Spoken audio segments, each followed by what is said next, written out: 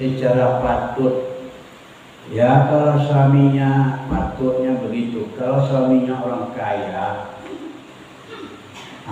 tentu agak sesuai dengan kekayaannya. Kalau suaminya miskin, sesuai dengan kemiskinannya. Namun harus ada uang mut'ah, itu harus ada kalau seseorang menceraikan istrinya.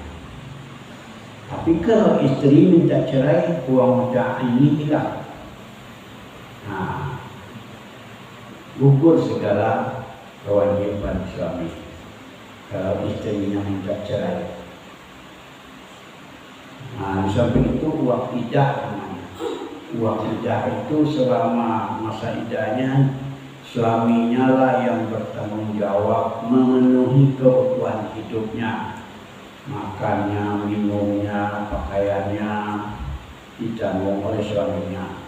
Kalau masa idah sudah habis, dia boleh pergi meninggalkan rumah suaminya, pindah ke rumah orang tuanya.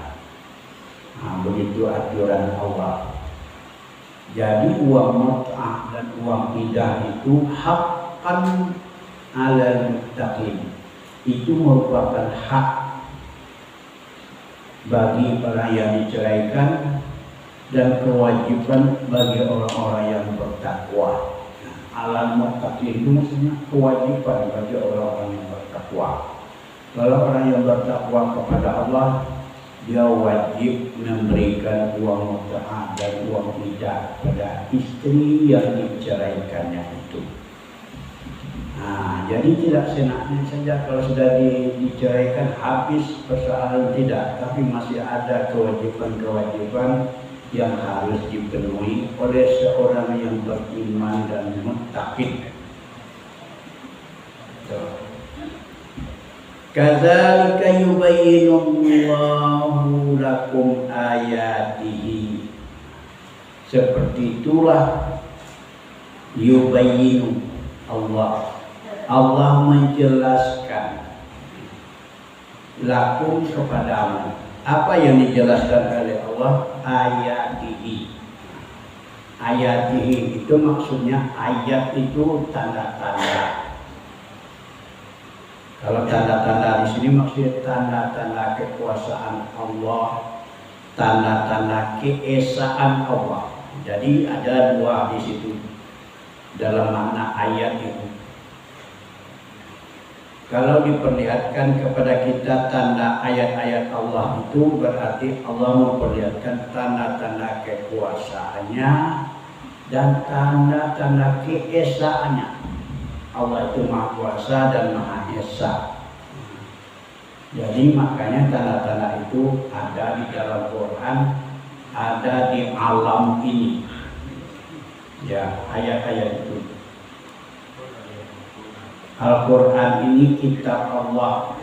Di dalam kitab ini ada ayat-ayat. Nah, inilah. Kalau di alam ini sama juga dengan kitab Allah. Alam yang terkembang ini kitab Allah juga. Ada di situ ayat-ayat Allah yang menunjukkan tanda kekuasaan Allah dan tanda keesaannya. Misalnya diciptakannya matahari, bulan, bintang. Itu tanda-tanda ayat-ayat Allah yang ada di kitab itu, di kitab yang besar ini. Jadi dua macam kitab Allah itu, kitab Quran satu dan kitab alam ini satu. Tuh. Jadi diperlihatkan tanda-tanda kekuasaan dan keesaannya itu. Apa gunanya? La'allakum ta'qilun. Mudah-mudahan kamu ta'qilun, akal. Ta'qilun itu berasal dari akal. Mudah-mudahan kamu mempergunakan akalmu. Mudah-mudahan kamu berpikir. Mudah-mudahan kamu bisa memahami. Itu maknanya ta'qilun itu. Jadi apa yang kita pahami ayat-ayat tadi, supaya kita bisa memahami ayat-ayat itu, bisa merenungkannya, menggunakan akal. Kalau sudah dipahami, mudah-mudahan kamu mengamalkannya. akhirnya diamalkan. Kalau sudah dipahami, diamalkan. Kalau sudah dipahami, tidak diamalkan, tidak ada artinya. Nah, itu maksud Allah. Jadi itu gunanya dijelaskan oleh Allah ayat-ayatnya itu, la'allakum taqilun, supaya kamu paham dan kamu amalkan. Ayat berikut, alam tara ilal ladzina kharaju min diyarihim. Alam tara, tidakkah engkau ketahui wahai Muhammad? Tidakkah engkau dengar ada cerita di zaman dulu wahai Muhammad? Nah, pertanyaan macam ini tidak perlu dijawab oleh Nabi Muhammad. Cuma Allah ingin bercerita. Tidak engkau tahu wahai Muhammad, dulu ada kejadian, yaitu orang-orang yang keluar, alladzina kharaju min diyarihim, yaitu orang-orang yang keluar dari kampung mereka, dari kota mereka, dari tempat tinggalnya. Mereka itu keluar berbondong-bondong. Wahum ulufun, mereka itu beribu-ribu, ribuan banyaknya keluar. Ada yang mengatakan 30.000, ada yang mengatakan 40.000. Keluar dari kampungnya, dari kotanya. Kenapa keluar? Hazar maut, karena takut mati.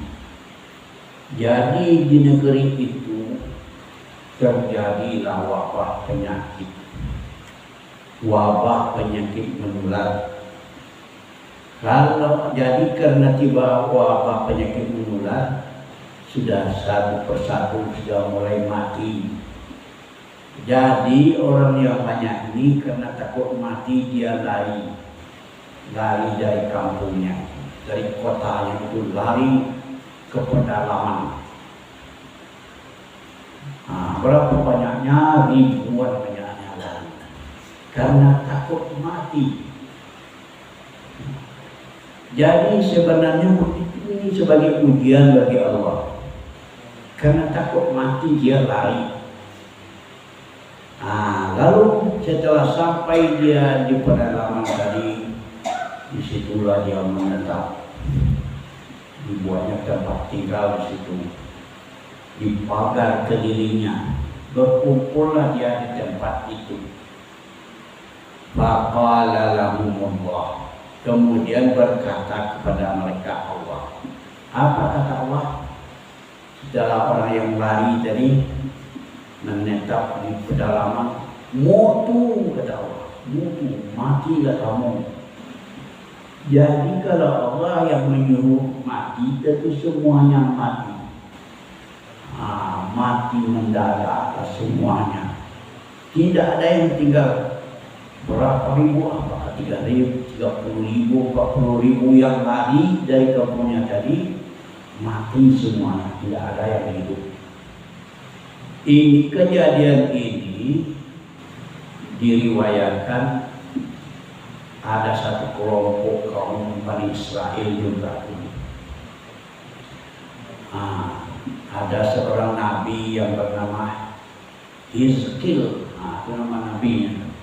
Nabi Hizqil itu lewatlah di tempat itu, di negeri itu. Padahal Allah tadi sudah menyuruh orang mati, semuanya sudah mati. Berapa lamanya mati? Dibiarkan oleh Allah selama 1 tahun. Tidak ada orang yang tahu bahwa di sana sudah mati mendadak lebih 30 orang melarikan diri karena takut mati. Ternyata mati juga di situ. Setelah setahun lamanya, summa ahyahu, kemudian dihidupkan oleh Allah kembali. Kenapa dihidupkan? Ketika itu Nabi Hizqil tadi dia berjalan-jalan di lihat ada orang mati di situ. Berdoalah, ya Allah, hidupkanlah mereka kembali, ya Allah, hidupkanlah mereka kembali. Maka dihidupkanlah oleh Allah orang-orang itu kembali. Maka kelompok itulah yang dituntun dan dibina oleh Nabi Hizqil tadi. Inna Allaha lazu fadlin. Sesungguhnya Allah mempunyai kurnia ala nasi, kepada manusia, mempunyai kurnia, mempunyai keistimewaan, mempunyai kelebihan di atas manusia. Jadi janganlah kita karena takut mati kita melarikan diri dari kampung kita. Cuma kalau datang wabah penyakit itu yang di dalam negeri itu jangan lari keluar, yang di luar jangan masuk. Itu saja. Seperti datang COVID misalnya kan, yang di dalam negeri ini jangan pergi ke negeri lain, dan yang di negeri lain jangan datang ke sini. Itu aturan yang diajarkan oleh Rasulullah, pernah juga dulu terjadi di Madinah semasa Nabi hidup. Jadi aturannya macam itu, jangan kalian keluar, dan yang di dalam jangan kalian keluar yang di dalam, dan yang di luar jangan masuk di situ. Itu saja, hanya beberapa,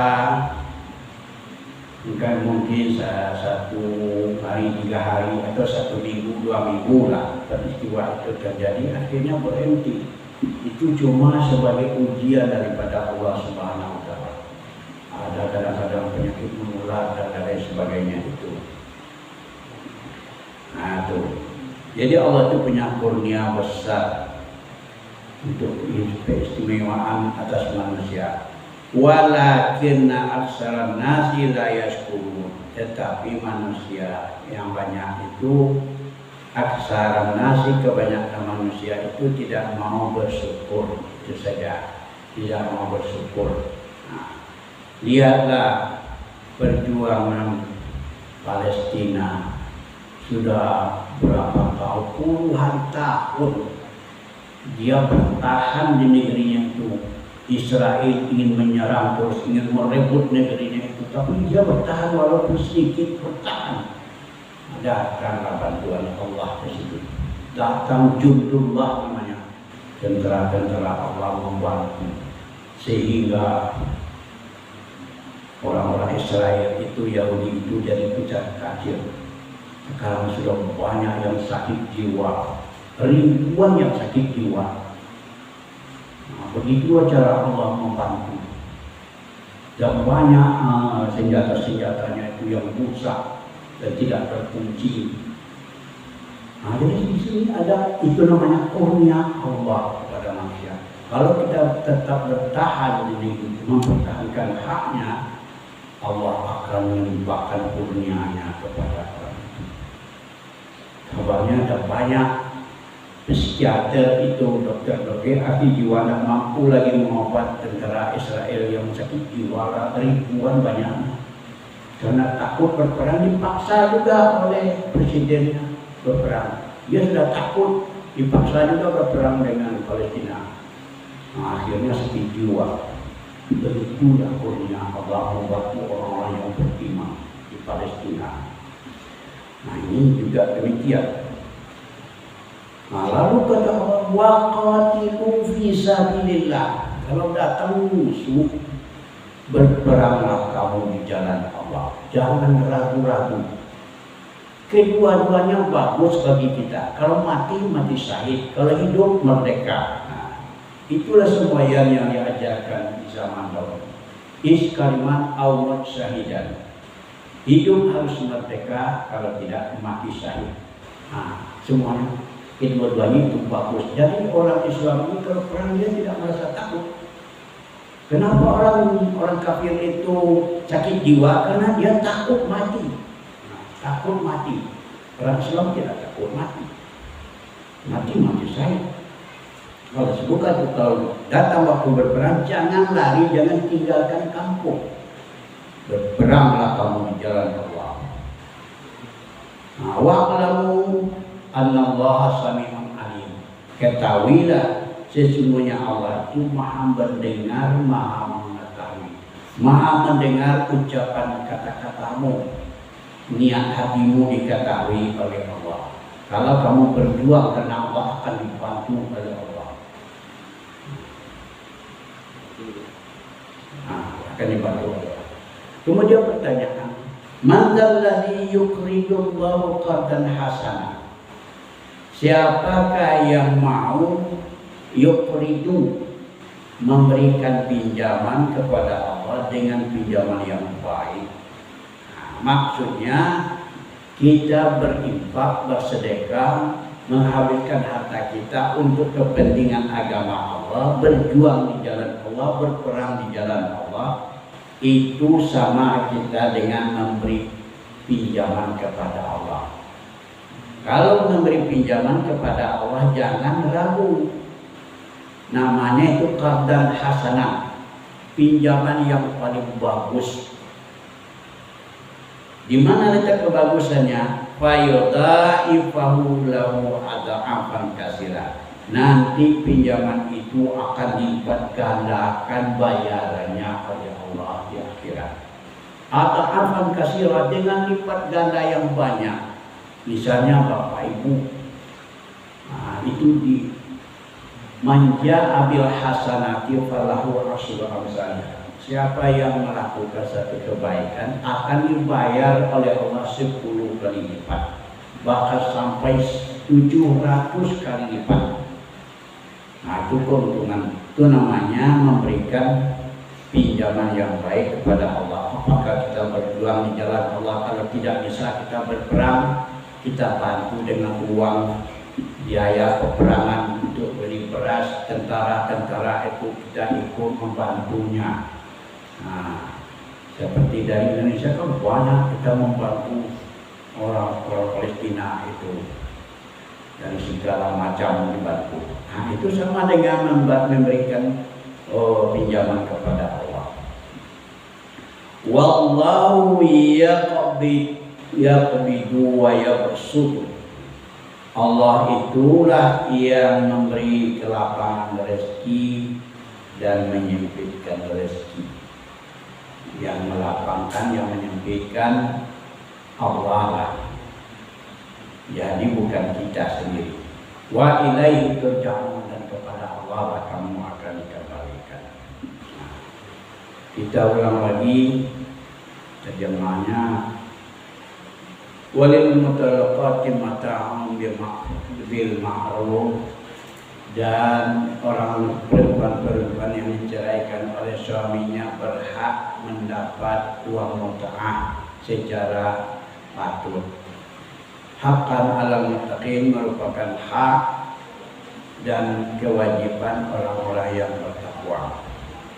Kadzalika yubayyinullahu lakum ayatihi la'allakum ta'qilun. Seperti itulah Allah menjelaskan ayat-ayat tanda-tanda kekuasaannya kepadamu, mudah-mudahan kamu memikirkannya. Alam tara ilal ladzina kharaju min diyarihim wa hum ulufun hadara maut. Tidakkah engkau dengar berita orang-orang yang keluar dari kampung mereka itu ribuan banyaknya karena takut mati? Faqala lahumullahu mutu. Kemudian Allah berkata kepada mereka, matilah kamu. Tsumma ahyakum, kemudian Allah menghidupkan mereka. Innallaha la fadlin 'alan nas. Sesungguhnya Allah mempunyai kurnia atas manusia.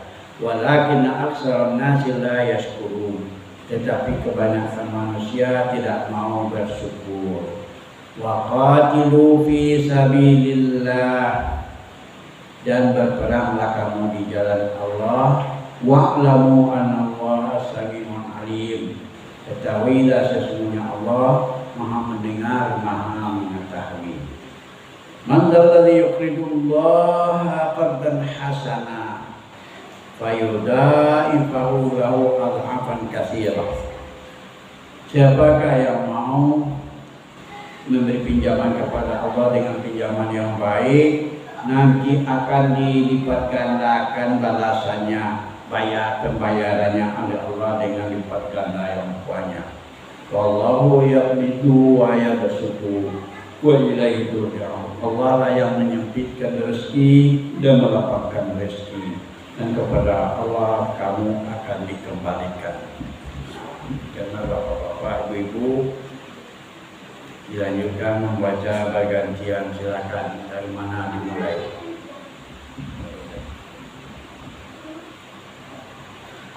Alhamdulillah.